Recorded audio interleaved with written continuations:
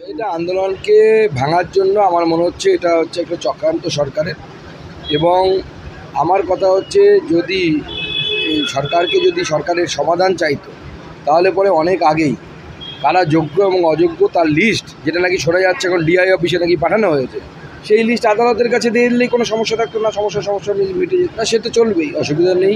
কারণ হচ্ছে ভারতবর্ষের যাদেরকে মারা হয়েছে, আমাদের পশ্চিমবঙ্গেরও 3 জনের প্রাণ গেছে, প্রত্যেকটি রক্ত করার হিসেব ভারতবর্ষ নেয়। এ বিষয়ে কোনো সন্দেহ নেই যে 370 ধারা বিলোপ করার পর কাশ্মীরের যে পরিবেশ, সেই পরিবেশের উন্নতি হয়েছে।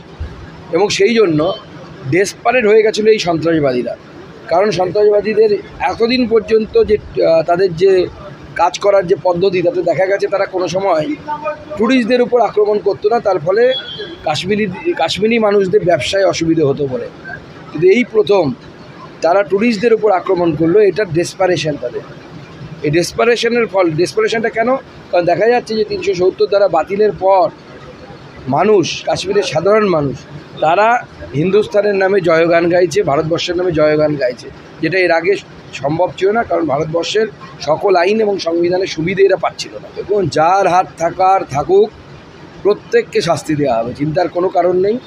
ভারতবর্ষ যা করার এমন অবস্থা করবে পাকিস্তানকে, সে সব ক্ষেত্রেই হোক না কেন, ভারতবর্ষের যারা নাগরিক তারা মানে ক্ষতিগ্রস্ত হয়েছে, গোটা দেশ আক্রোশিত, পুরো দেশ এর প্রতিবাদ করছে।